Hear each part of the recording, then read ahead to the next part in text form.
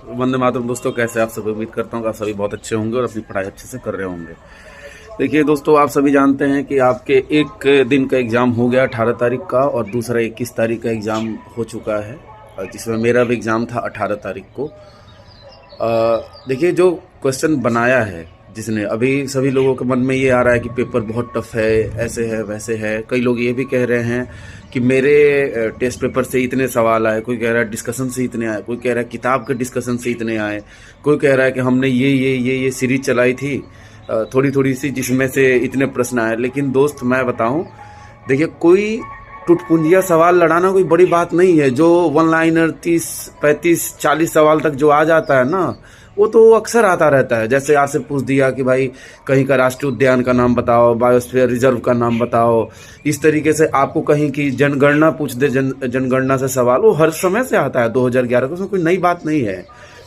अरे भाई, बात ये करे कोई कि जो कॉन्सेप्चुअल क्वेश्चन आए हैं, जो आपके एनसीईआरटी से आए हैं।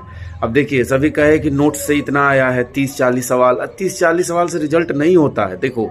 और लोग ये भी कह रहे हैं कि भाई लूसेंट जो पढ़ने वाले हैं वो तो चले गए, और जो क्राउन या वन लाइनर पढ़ने वाले हैं वो लोग तो गए, उन लोगों का कुछ नहीं होना है। लेकिन देखो दोस्तों, जो लूसेंट क्राउन है वो उन लोगों के लिए ही है जिसका कॉन्सेप्ट क्लियर हो और उसके बाद वो रिवाइज करता है, तो वो बेहतरीन होता है। अब लूसेंट क्या है, आपको कॉन्सेप्ट क्लियर नहीं है लेकिन फैक्चुअल रहता है, और इस बार जो है फैक्चुअल क्वेश्चन है 40-45, लगभग 50 तक है, लेकिन उतने पे रिजल्ट नहीं होगा ना।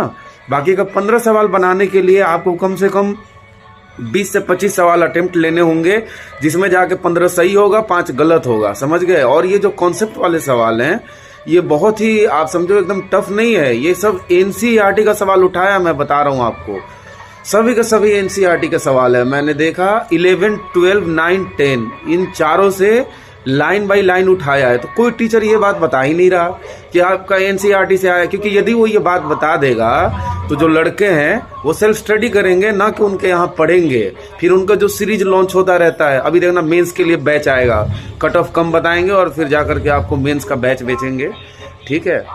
तो कट ऑफ के लिए देखो, एक अंदाज़ा आप कह सकते हैं, मेरी नज़र में अब तक का सबसे हार्ड पीटी हुआ था 2213 में, जिसमें कट ऑफ कम गया था 61, और सबसे आसान हुआ था अभी जो 1275 में, तो उसमें लगभग मान के चलो 64-65 गया था। तो इन दोनों के बीच का मान सकते हैं आप। और ये मत सोचो कि सर बहुत ज़्यादा लड़कों ने फॉर्म भरा है।